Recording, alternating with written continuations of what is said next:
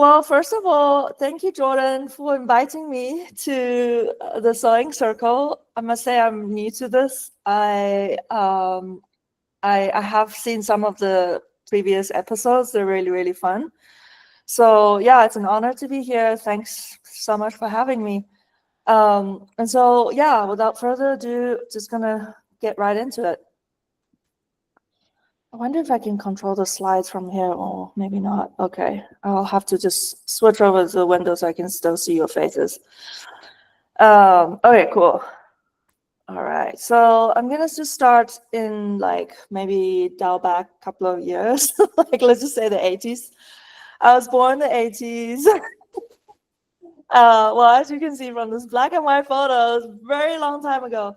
No, but like I was just really an 80s child, and so I always loved to draw. I was surrounded by my dad who painted and sculpted, grandma who also painted a lot, and she was more into like the traditional form of Chinese ink paintings, which I used to watch as I was growing up.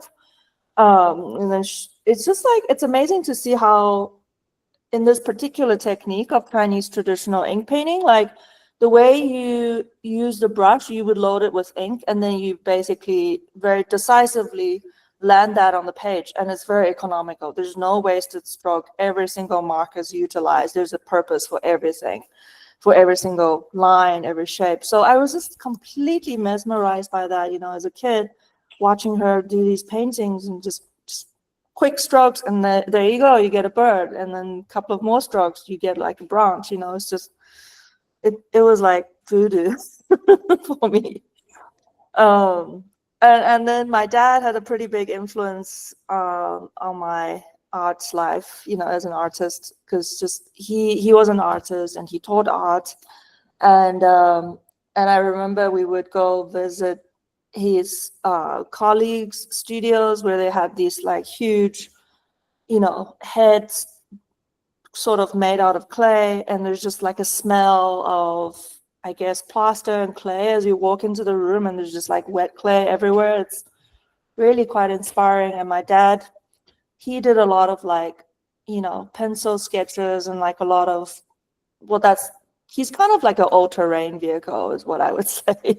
He's an all-terrain vehicle when it comes to the kind of mediums he could, play in. And he did oil painting, ink, abstract, and we can get more into it later on. But I actually wish I had put some photos in here from, let me see if I can just quickly find some of that stuff actually.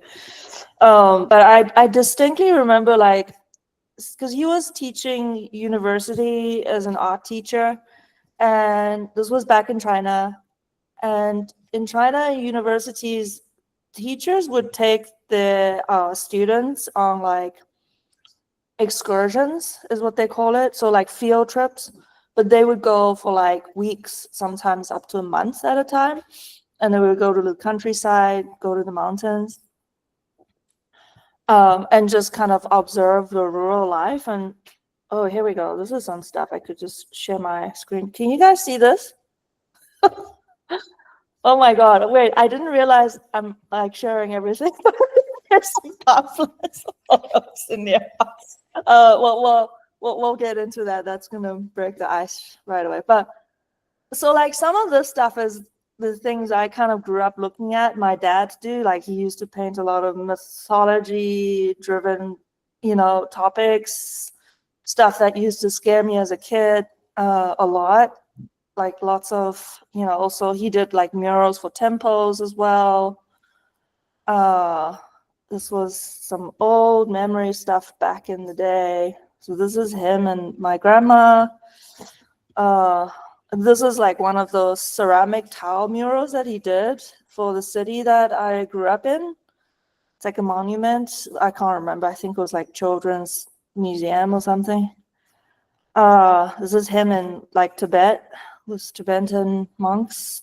They like would go as far as Tibet back in the day, all the way to Gobi Desert, and just kind of like take their students with, and just I don't know what university life is like in America, but where I grew up in South Africa, we certainly didn't do any of that. So I feel like that must have been quite a unique experience as an art student in China, to some degree. So pretty fortunate that they got to do that.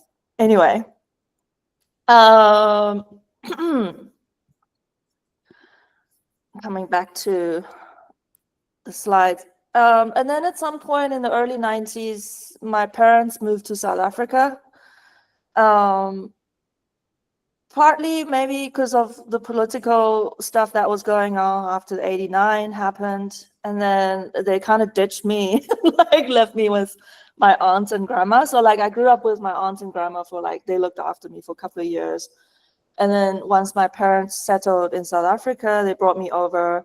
And this was right around when apartheid had ended. And so that's kind of where I went to school and grew up and, you know, had my tertiary education studying fine art, then worked, and then, you know, continued to work after years, a few years after graduating as well.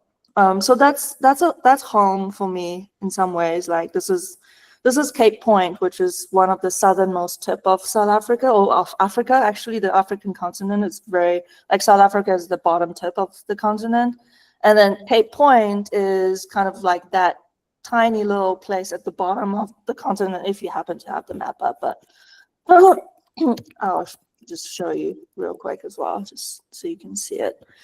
So like, this is kind of where, I guess this is South Africa. So like this part is basically where we were, that's where Cape Point is. And Cape Point is historical in that a lot of sailors from back in the day, ships also, you know, carrying, but like also slaves from like, not just other parts of Africa, but from like Asia, from India, from Indonesia, from Malaysia, also China, they all went to Cape Point. So they all went through there. It's like one of the southernmost tip of the land where there was ports and everything. So as a result, South Africa has a very rich diversity of a group of peoples that is a mix of these different cultures. And so like growing up in like, I grew up on the, is this east? I don't know. But this is, Cape Town is like somewhere here. And so like Durban is in this province called KwaZulu-Natal. And so this is the tropical side. This is Indian Ocean. So everything, because of Indian Ocean, is warm and current and everything is super tropical and hot. Atlantic Ocean, cold, Mediterranean. So like the vegetation and the culture and like everything was very different in Durban. Like there were a lot of Indian people because they were brought over from like back in this thing called, I'm terrible with history, but Dutch East India Company, which did a lot of colonial stuff centuries ago. They brought a lot of workers from India to work in sugarcane fields in this region. And so Durban, which is a city in South Africa, a pretty big port city, is like the, you know, it's like the Indian Empire outside of India, basically. So fascinating history there. We have our own Indian food. One particularly unique one is called the bani chow, which is like, it's like a hollowed out bread, white loaf of bread that then you put like curries into, and it's like super hot. It's like South Indian curry hot. And so that's like a unique cuisine in Durban. And then, but also Durban is like the kingdom of the Zulu tribe. So Zulus, like South Africa is made out of quite a few tribes.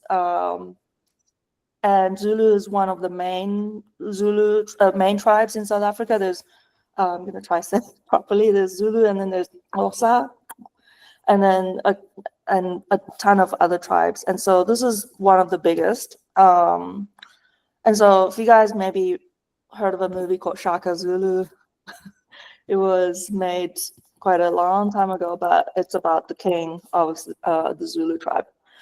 So that's where I grew up. It's not, you know, like in the 90s was a very different world, obviously. You can't see this stuff really in the cities. You would have to go all the way out into like the country. So like a place called Zululand.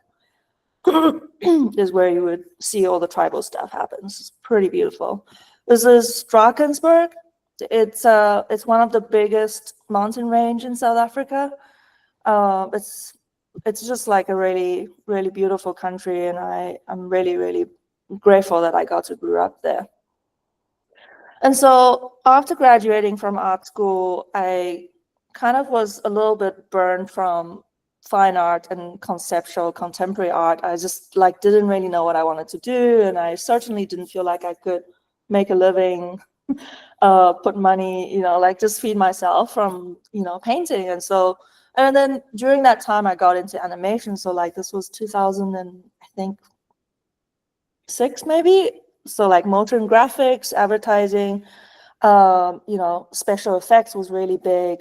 South Africa happens, or Cape Town happens to be a city in which a lot of film production and like advertising, all that stuff happens a lot there because it's cheap and the scenery is amazing, and it's just like people from LA or from America love to shoot there. So I spent a couple of years tumbling around, thinking I would make it to Pixar one day.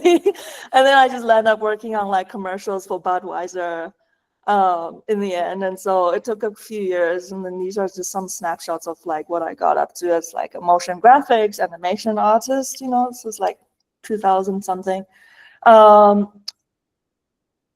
Realized it's not what I wanted to do. Pivoted to study design. And then that was around when, my then boyfriend, now husband, told me about like a design scholarship in Italy, which is around like user experience and what's it called? User experience and interaction. And so this was like 2010. Hi, Sean. Just saw somebody pop in. Hi. We're just going through some history, hardcore history. So yeah, so like I kicked around. Turns out animation is a pretty popular skill in studying UX design and interaction design, and so that kind of got me hooked into this whole area of like designing apps and working on websites and user interface, sort of like interacting with physical objects. That was one of the things we studied in Italy, and so after that, I basically found a job in San Francisco in a design agency, and that brought me over. And I've been here since 2020, I think 2012. So yeah, that's like a quick flashback into the past. I'm gonna just pause here if anyone's got questions or want to talk more about some of these things. But basically, we went through history of growing up in China and South Africa and like what it was like in South Africa. And so yeah, feel free to shoot, ask away. Anybody got questions? Gia has a question. She's typing it in the chat. Mm-hmm. Okay. Tell me more about your dad's experience and how it informed your decision for art. Yeah, so I think maybe telling through photos may be one of the better ways of doing this. But my dad, he always like, he kind of like had a pretty instrumental role in me pursuing art. So like this is some of the older stuff that he used to do. Like he would make these large charcoal portraits of people, just people that he saw on the streets, people he met, just, like he loved to study people and just draw them. So this is kind of like the groundwork of the type of things he would do. And even when we were living in South Africa in the early 90s, my parents owned a clothing shop and then a restaurant and then another clothing shop after multiple failed attempts at, trying to become business owners versus, I mean, they weren't really business savvy, I would even say. They were both teachers. And so to abandon that stable teaching job wherever they grew up, where they were in China, and then to come to like the bottom tip of Africa to work in factories was not something I imagined them to ever, really even understand, actually, till this day. Like, why would they do that?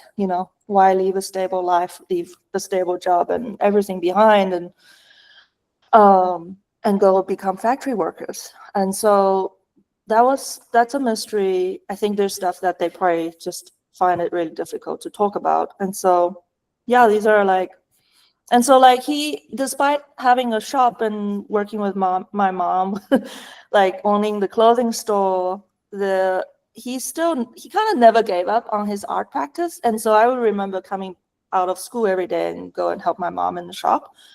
My dad would have a pottery wheel in the back of the shop where people would come in and try on clothes and stuff. It was like these silk garments and beautiful shirts from Hong Kong. My mom would, import. And then next to that would be like my dad's pottery wheel. And he would like make sculptures on it and like, just make all kinds of little things. And so he never gave up. And that kind of always stayed with me. And I know that my mom was very supportive of him still being an artist and all, even though he had to, abandon that to feed his family.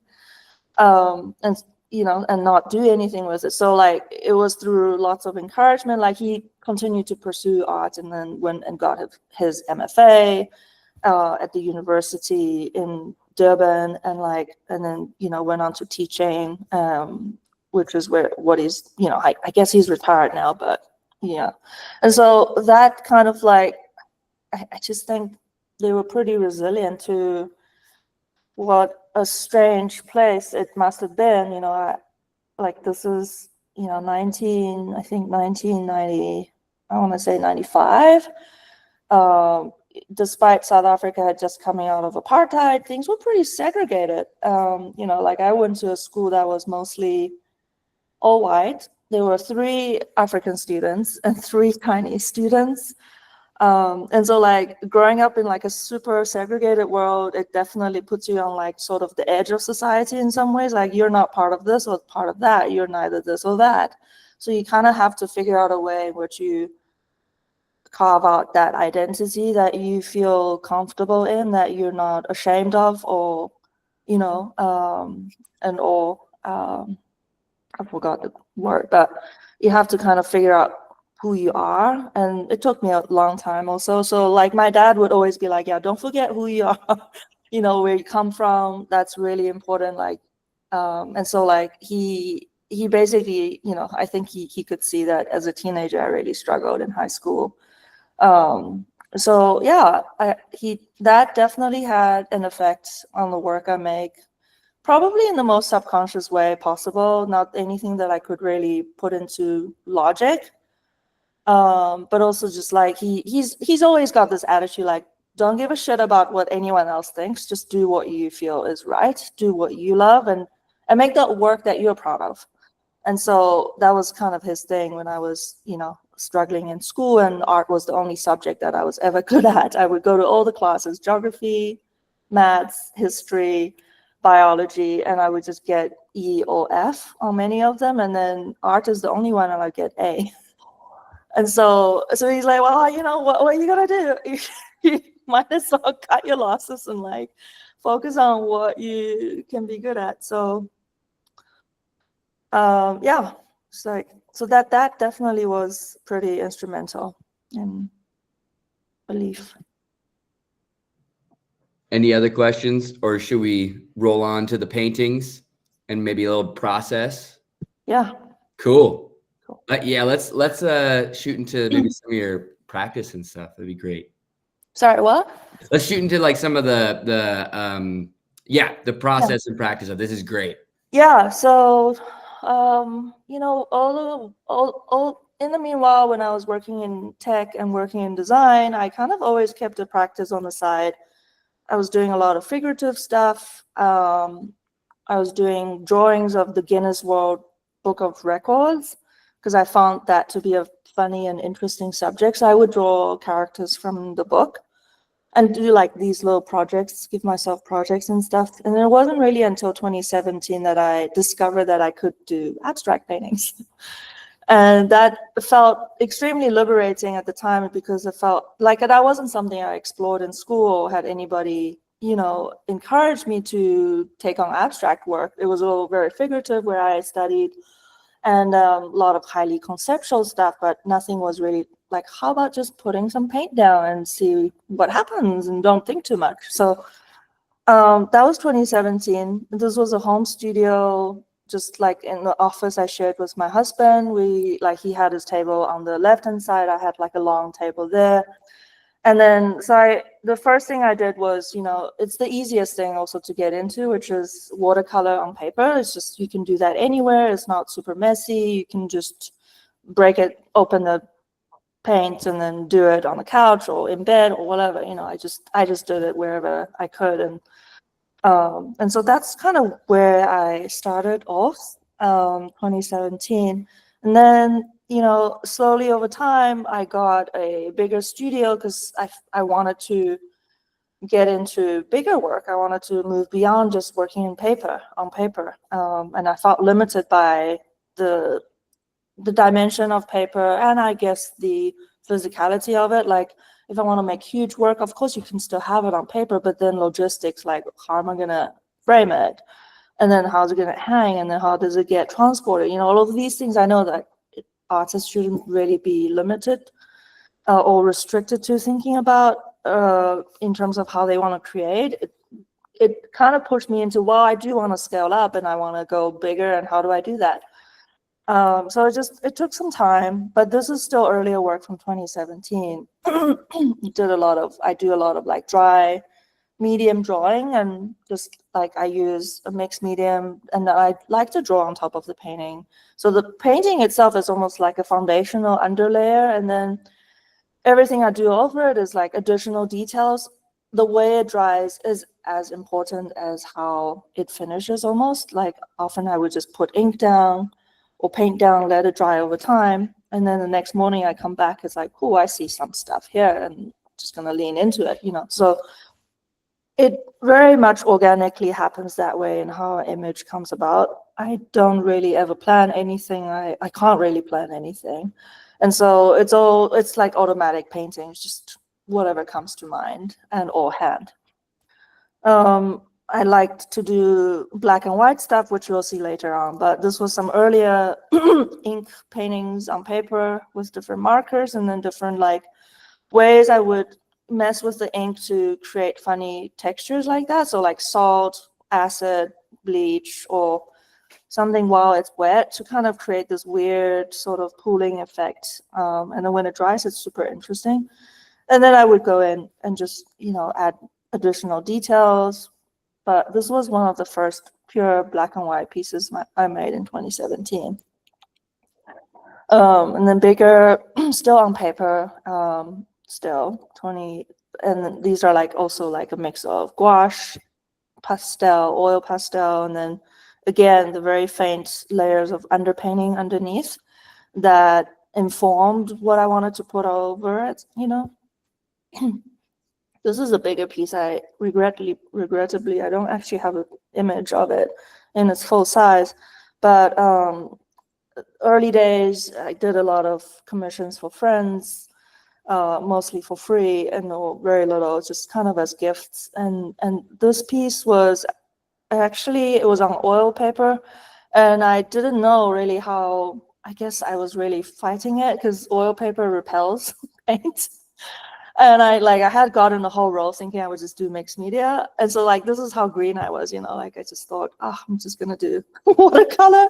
And so it took a few beatings to get to the level of detail and the way the paint would sit at this level. And so it's hard to see, but there's many layers in here that is a mix of oil and watercolor washes, and also markers.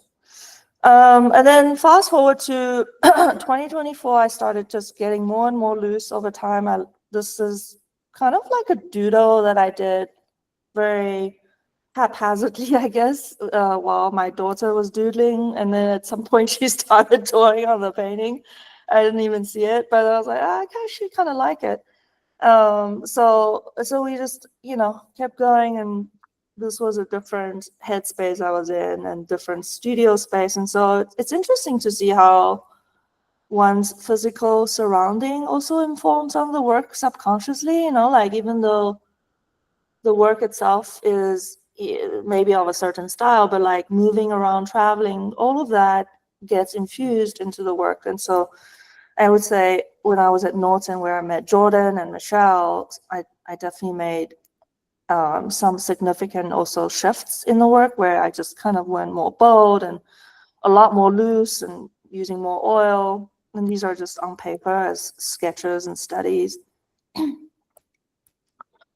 And so, yeah, studio definitely was, I think at some point, the amount of tidying I needed to do to keep it sane at home just didn't make sense to have a studio at home. And I felt like that was restricting me from where I wanted to grow as an artist. So got a studio in Emeryville. This was the first studio, maybe the second. In a period of 2 years, I probably moved 4 times. I don't recommend it.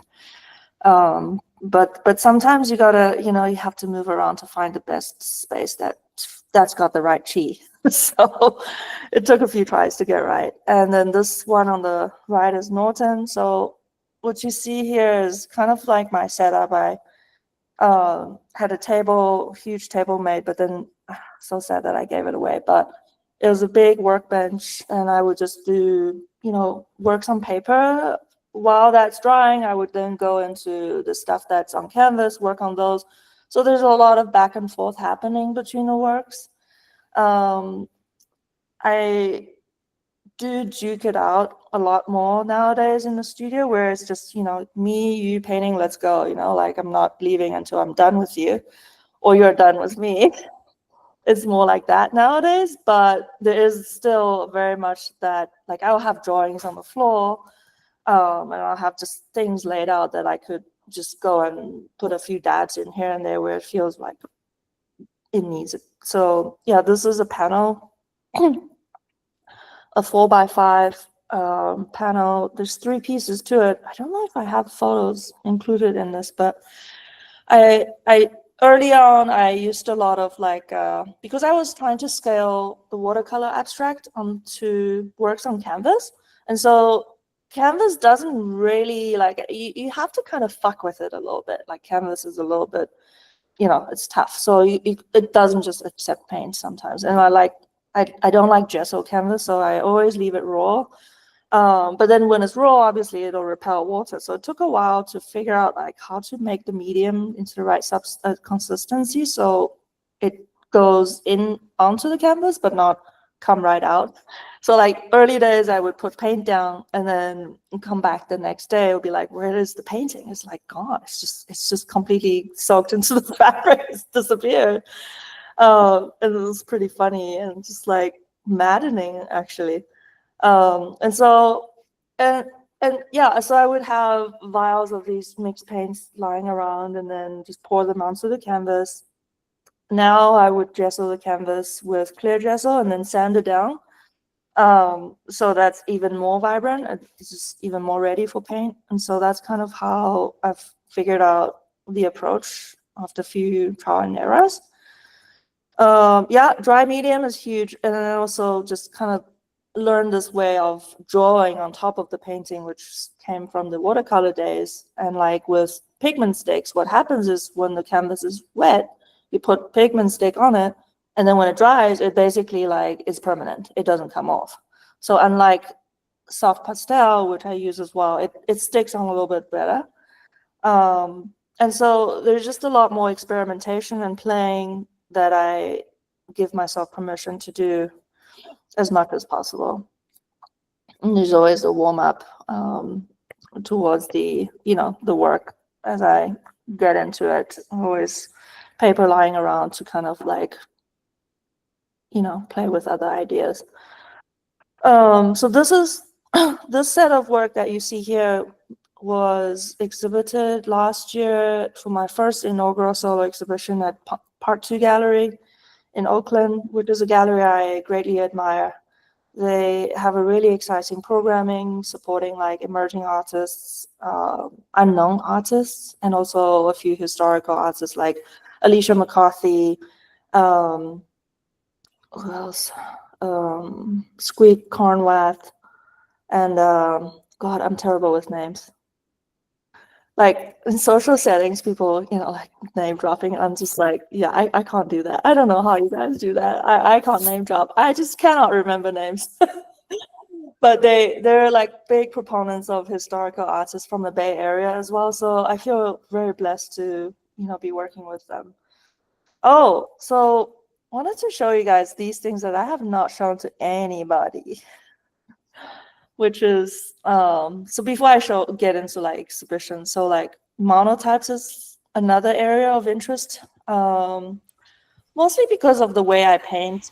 I've always been fascinated with printmaking, but I'm too messy of a person to kind of respect the rules. I know I should respect printmaking rules. There's a lot of, I guess, things you got to do in just the right way for your print to come out right. And I struggle with that immensely. There's 100 ways the wetness of paper could go wrong, or it's not wet enough, or it's too dry, then it won't take the paint, or it's just, there's a lot of things that could go wrong. So I do a lot of my own version of printmaking where I use plexiglass and also jelly plate. And so with jelly plate, this is a super scrappy video of how I use different oil mediums on it, like oil sticks, to just to kind of do like a multi-layered monotype print. It's a long video, so I'll go to the next slide. So, and then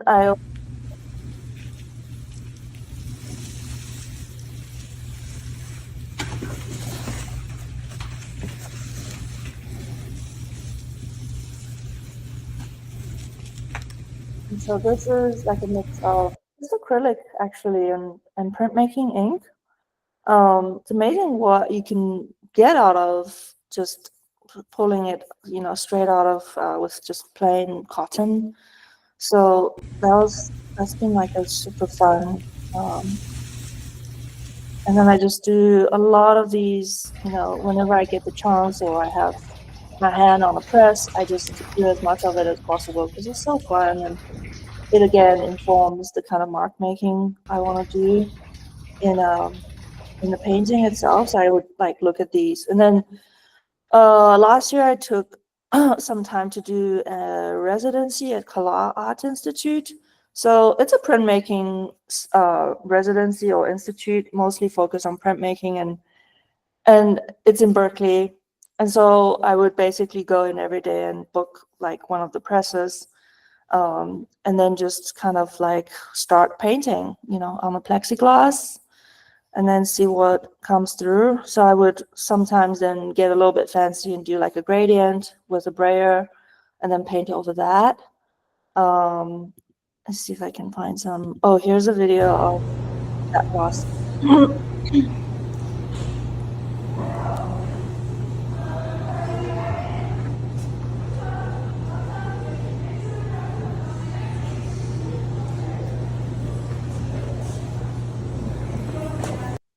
And so usually with printmaking, like you got to do a lot of registration around for the paper itself, so you have clean borders. I'm just not tidy enough, and I actually do like the full bleed sort of visual character of a painting, and like I wanted to still keep that in the way that I make these monoprints or monotypes as well. Where's the next video? Is there another video? There's another one. Monotype printing is it's always a gamble. You never know how it's going to come out. And so like you see the positive image on the plexiglass and you think it's going to come out great. And then you put the paper down, maybe the paper's a little bit wet. And then it comes out, you're just pretending with a big smudge. And so there's always that accidental discovery with like, oh, I shouldn't have done that. But then you can't really go back to the image because the image is gone, right? You just have the ghost print to work with. And so black and white continues to be something that I worked in and still, even with monotype printing. So getting into exhibitions, I really only started exhibiting like around 2022. And then last year was the big solo show at Part 2 called Prologue, Fear Than the Wind. And for this show, it was like a buildup of a year's worth of painting or more, actually.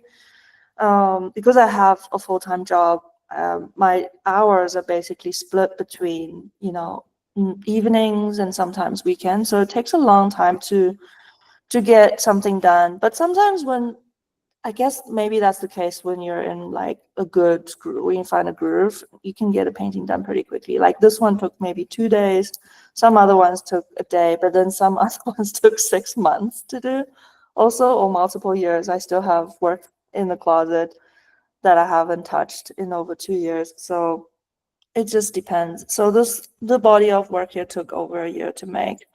It was a mix of, works on paper, acrylic, also mixed with oil on canvas. And then here you see like works on paper that are much smaller, but they were done kind of earlier in or late 2023. That then informed the painting that's on the wall. But it's also mystery. Like, I guess as an artist, sometimes you don't know how things happen that way, but they just do. It's a mystery because when I did these works on paper, I didn't know that they were going to be in a show at all. I just, they were just kind of like whatever. Studies I did for fun. And then later on, you look at the works side by side and you realize they've kind of been in dialogue for some time and you just didn't really know it until you put the two and two together or somebody helps you see that. So it's a mystery, the act of making a painting and the way our mind, I guess, perceive how we unpack reality, which is why I make art, is just how I process the world and understand the world, which is impossible to understand. And then the latest show called Ground is the most recent. It's still on at the moment at part 2. It's it's a diversion from my very colorful work. And I think for the most part, this has been a pretty tough body of work for me to work on because I'm a colorful person. I love colors, and I just, for some reason, decided, don't ask me why, but I decided I would take on a challenge and just do one color. I like black and white paintings, and I've always done it in the past, but to solely be dedicated to just black and white was a form of torture that later on I just realized, I gotta commit. I said I would do it, now I gotta commit and do it. So glad I did that. And so what you see here is also like some elements of sewing and thread work that I have been wanting to add to paintings for a long time, but I just didn't know or had the right opportunity or the right kind of moment to do it. It just didn't feel right until, so like this year, my grandma, who was a big influencer on my art journey, she passed away last year. And so when I went back in April for a memorial, I basically, I think a lot of things came back flooding back as a memory, and just kind of in some ways seeing family and seeing all the women in the family, like aunties and like cousins and just everybody and like elderly. There's no one really, I think from her generation, she was the last one left. And so she was born in the 20s. So she lived up to almost 100 years. So she was the last of the matriarchal role. And so it kind of hit me that, I like that, I don't know, I just kept seeing a red thread and I kept seeing something to do with red and something to do with lines. And that just followed me all the way back to Auckland. And so it emerged, it came through in the work itself. I don't know, it's hard to explain paintings, but I'm probably not going to try to explain it. But a lot of the work has to do with family and memory and being erased. And so this piece called Catch Me Mom is particularly about, the woman, the role of woman in a society that kind of doesn't really treat women equally. I mean, it's a lot better now, but I think, I was just talking about this and thinking and doing some research around it. It's like back in the day, 18th century or even beyond, like women weren't really allowed to paint. Our role was purely to look after children, cook, be the mule of the family, actually. And so feet were bound, like my great grandmother's feet were all bound. They couldn't leave the house. That was the role that they were assigned. When you're born into a society like that, a very patriarchal society. And so reflecting all the way back to that, and then thinking about all these things and stories that were untold, but then only told after people die, just brought up a lot of interesting emotions, things I hadn't ever thought about. And so it was a tough period, but I think, and then just having a look at the studio where everything was black and white was very new to me. It felt very, I don't know what the word is, but there was a lot of emotion in this body of work that was very personal. And so artists go through periods of shifts, and inevitably they come out into the work itself. Any question? Sorry, I've just been going. Well, number one, thank you for like all 48 or 54 slides. Number one. I'm not done yet. Oh, dang.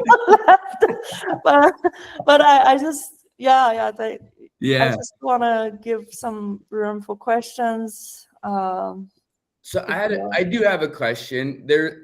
I noted, well, two things. One, my initial question, we were talking about your dad and his interest in mythical kind of themes. Some of the works that from 2017, there was almost a mythical quality, at least from what I saw in some of those too. And I was wondering if that just kind of came out like that to me is like, that's a pretty expansive painting or work, right? And has some really, really like epic themes to it. Is that something that was kind of in your mind when you were doing that, or it was like, no, this is just like, I'm just kind of flowing and trying to respond to whatever? Yeah, I mean, probably a bit of both. Like, I think the influences from my dad and grandma, like, I didn't really think anything about it, or like they didn't even occur to me back in 2017. Like, that was a theme that I was on, and I didn't even realize it. But basically, I'm kind of on this. I'm on a world building train. Yeah.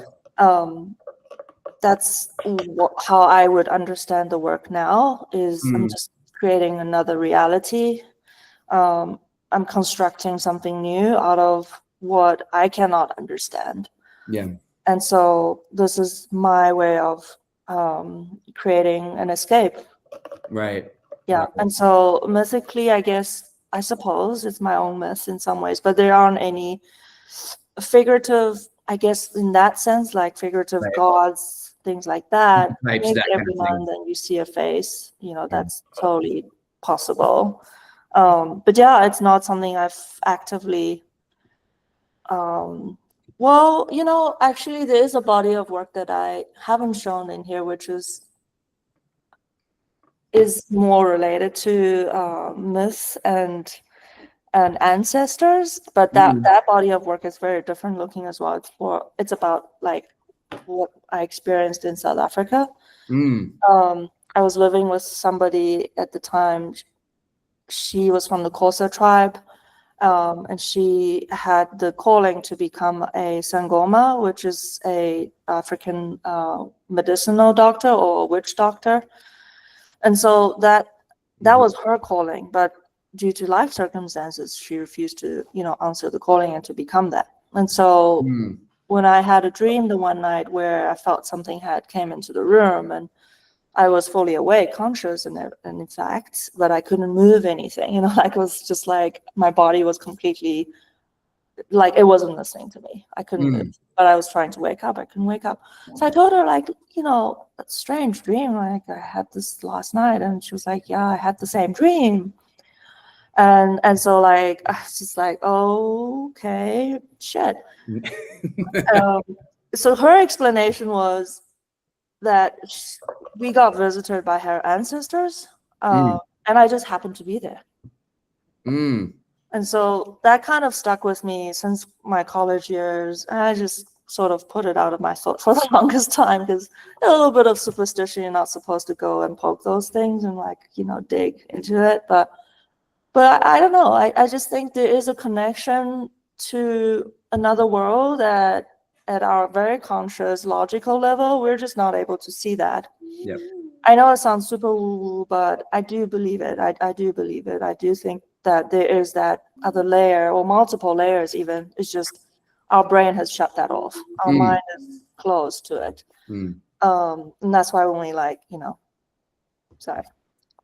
when we, have like paraphernalias and things, like those things come into being in our minds, and it's a mystery. It really is a mystery. It's hard to scientifically explain things like that, but yeah, like the journey you're on DMT versus other things are just, I don't know, it's just so different.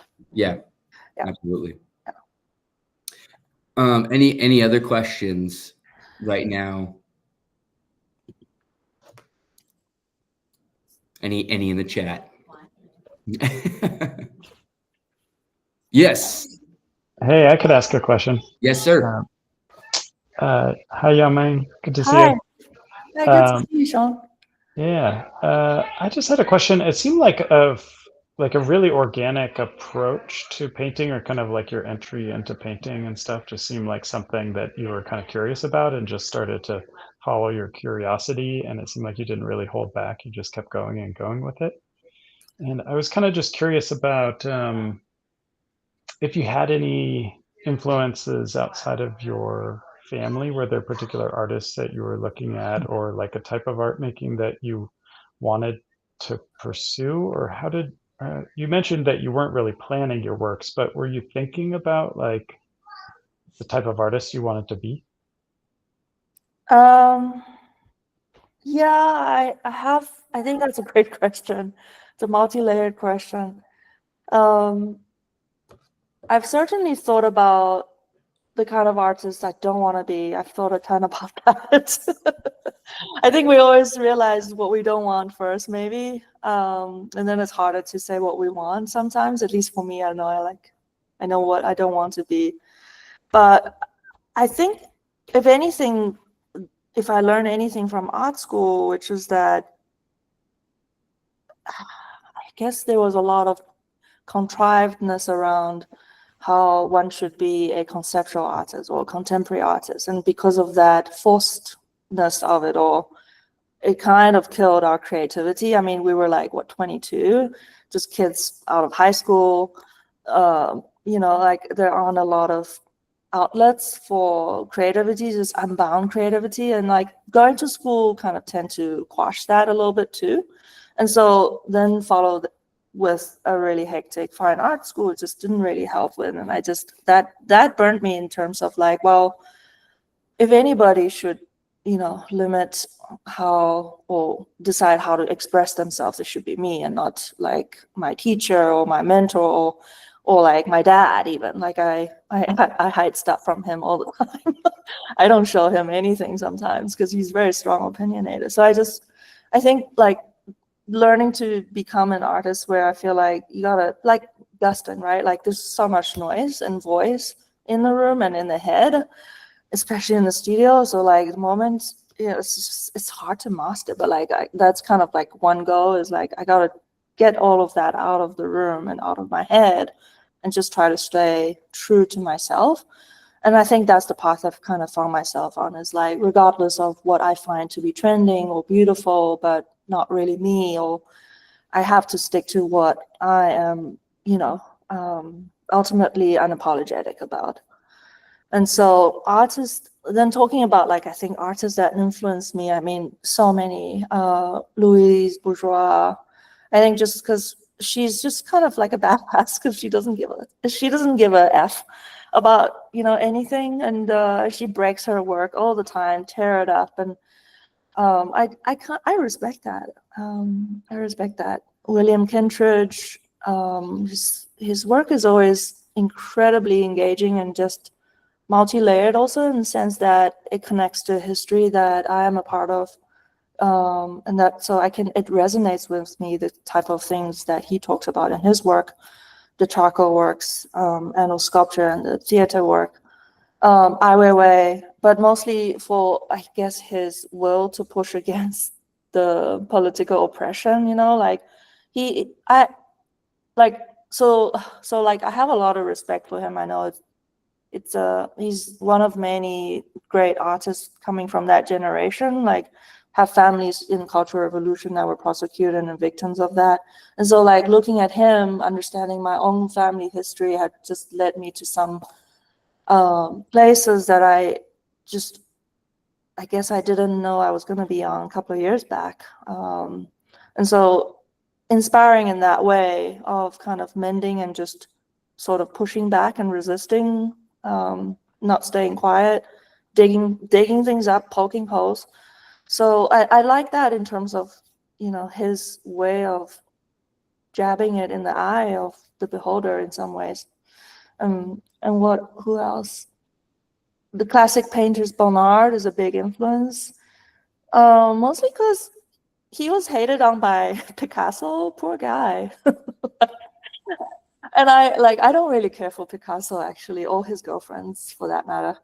I quite enjoy Bonnard because, his work is just, I think, being someone who's really into color, he was extremely bold and brave about his use of color for that period, for, post-impressionism. And so, who else?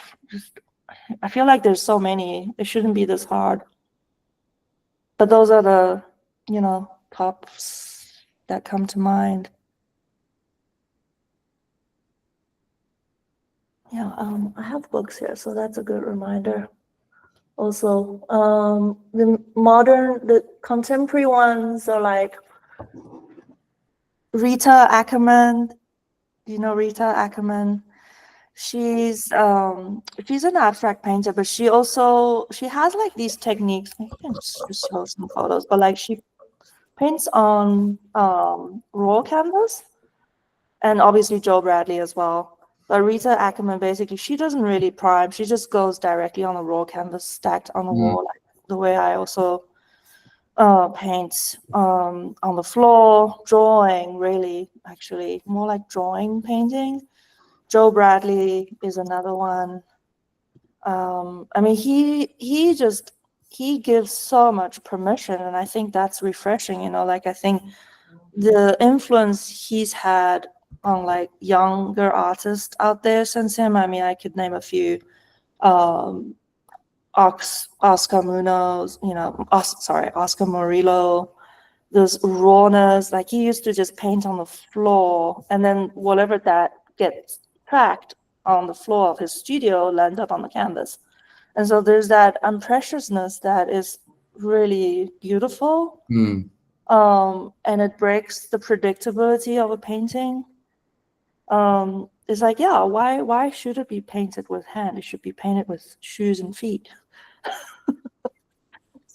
And so I like that. And it feels very freeing, which is something that truly, really resonates with how I make work as well. And then, is there anyone? Let me just see here. I mean, there's obviously Helen Frankenthaler, but I do feel like there's a lot of sort of copycat of that nowadays, that I still need to see a real one in real life, I think, to appreciate the scale of her work. But I would say that another artist that I really enjoy is Per Kirkby. He, I believe, is Swedish. I'm probably saying it wrong. Danish. And he would make just absolutely sheer monumental size paintings of landscape. He was actually a geographer. He studied geography and he liked cartography. So like he was involved in doing a lot of studies of the land, and drawing of rocks in cartography books. And so later on, he became a painter. Um, and he would create these monumental like paintings of landscapes, Norwegian or like Scandinavian landscapes of that region. Unfortunately, he passed away. He took a fall, standing on, I think, one of the rickety ladders that his wife told him not to stand on. He took a fall, and his health deteriorated, and he passed away, I think, last couple of years, a few years ago. But I find that the works are very rich, but still extremely freeing. And also they feel like there's a weight, like when you feel like there's a certain physical weight to something. This feels like that.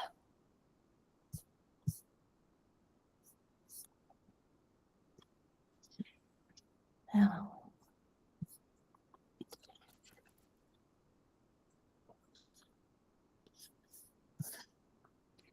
I want to show also, I think this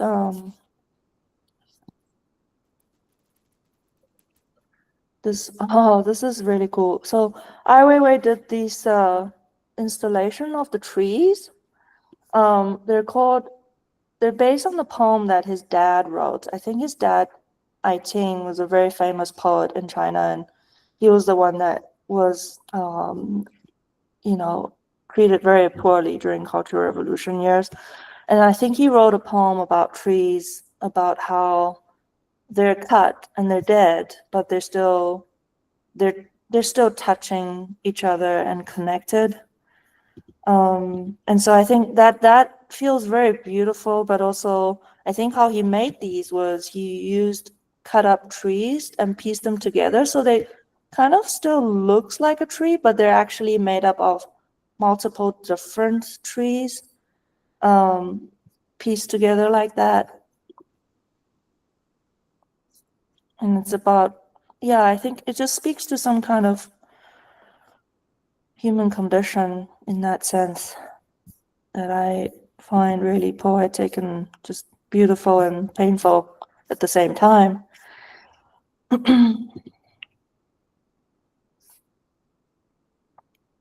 Yeah, they're all like kind of pieced together.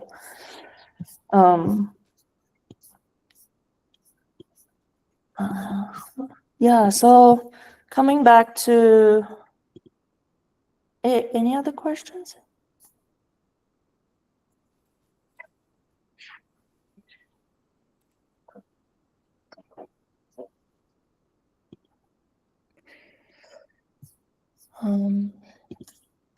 Sounds like you feel a lot in your process from Gia. What does it make you feel? How are you feeling in the moment? How the space makes you feel? How do you think you learn how to feel your way through the process or let it unfold?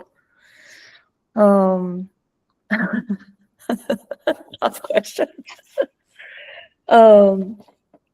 Yeah, I guess I just I don't really think too much when I paint, or not in that sort of logical way. It's very much like, cool, brain, heart, mind sets the hand, puts it down. So I just try to cut out that shortcut as much as possible. I'm not, at the degree in which I'm painting with my body, which I think is just next level. I'm not there. I don't think I'll ever be there. But I think that feeling is all translated somehow, some way or another into the work. So here's an example of that. When I asked Ryan from Part 2 to make me a fan shape, because I was actually inspired by this one arch drawing by William Kentridge, when I was thinking about him a lot during this period of doing this black and white work. So he did this huge arch drawing that is made up of multiple drawings put together. And I was kind of thinking a lot about family history on my side, tradition, and all, like, I guess, oppression and authoritarian rules. And I just thought, you know what, I think I want to play with the shape of the fan. And in fact, I want to play with the shape of the scroll painting, because that is, despite all the masters and all the beautiful works over thousands of years, which are all painted by men, by the way, which I don't have beef with that. I think I just want to poke some holes in this and kind of provoke it a little bit. Like, why weren't women allowed to do this? Now, if I were to do this, what would I do? And then the fan is a very decorative, you just see it everywhere in China and other parts of Asia. It's ubiquitous. So it's kind of minor decorative in value nowadays, more so than in the past. It's kind of used by people of the royal, status as like, oh, here's a beautiful poem that's written on it, or here's a beautiful painting that I would like to show off, that somebody painted for me. So it's a different world, and it's a different meaning now that whenever you see a fan painting. And so when I asked Ryan to make a fan shape for me, I just felt like I needed to put something in there that kind of breaks a expectation of what people expect to see in it. And so, as I mentioned earlier, there was a bit of family history that unfolded on this last trip to China in April. I knew that my grandfather had died during Cultural Revolution. He was an artist, and that's why he died. And he didn't have a proper burial. He was buried somewhere that isn't even a burial site now, but it's a parking lot. So I asked to be taken to it, and I got to see it, and I got to visit it, and my dad took me there. This is his father. So I think, I don't know, it dislodged things in me that I didn't know that was there. And so I really never thought I would make a painting of it. I just wanted to visit it, and as an act, I think that remember somebody, right? Honor somebody that was erased and deleted, essentially, not talked about, or almost forgotten by my family too. And so I asked to be taken to the painful place, and like, it's not comfortable for everybody, but I guess I'm not normal in that sense. But so it kind of took a while to sink in. But then when I came back and I made a fan painting after fan painting, and all of it felt right. Eventually I kind of saw this one painting by Peter Doig, which is a Scottish Tunisian painter.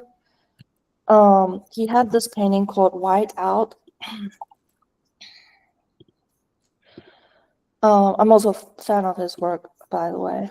White Out is this painting that is kind of painted in reverse, but not really. It's, as you can see, there's like, spots of oil color layered on top of previously painted ground to make like a snow scene.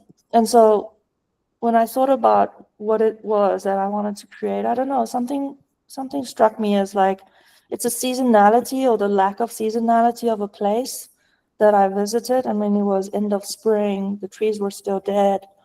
It was a gray day. The parking lot was abandoned, in fact. It's not even being used. There was just no one really there. There was a beaver that was being chased.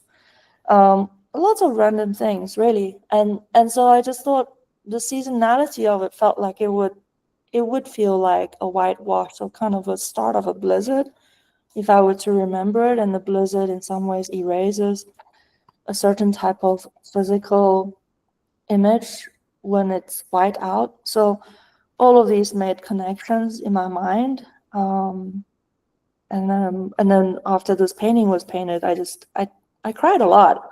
Actually, making this, I cried a lot, and I don't know, it was a very strange period. So yeah, that was the last piece of the show that I made, and that's the coordinate of where he's buried. And then on this trip also, I managed to find some family photos, and that's a photo, the only photo I have of him, which is him doing plein air painting in the field. I think this was I want to say 1950s. But yeah, this was him. And so yeah, and that's it. Thank you.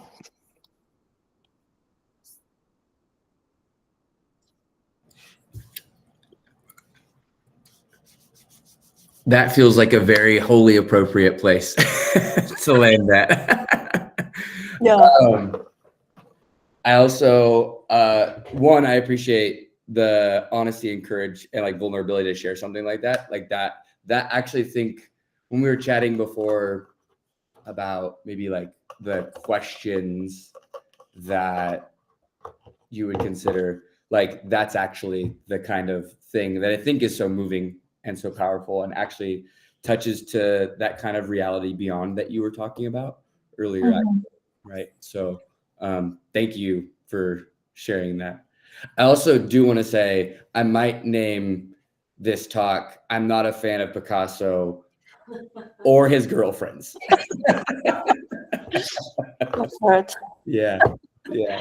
So, You have permission. super appreciate you sharing. Thank you. Are there any other questions if anybody has any, or we're all just very appreciative Yameng was able to share with us. So Yeah, thank you for having me here. absolutely. So that is beautiful. Do you want to show everybody? Oh, We're going rainbow. wow. Yeah. I love it. Great. And you know what you did great with this? It looks like a flag. Oh, it looks like a flag. We've been does. seeing a lot of pride flags around San Francisco. We've been very curious about that. But it also looks like a sunset, which I It does like. look like a sunset. Yeah, you gonna keep working on it? Yeah. Okay. Flagging. Cool. Great. We got about 15 or so minutes left. So usually I throw on like a little playlist and we chill out and draw and just chat about whatever. So feel free. That was amazing. Thank you. Thank you. Thank you, Gia. Yes, thank you very much. Thank you. Thank you, guys. This was really fun to do, actually. Oh, good. Wasn't as hard as I told myself it would be. So, this was good. Cool. I really appreciate this opportunity. Yeah, absolutely.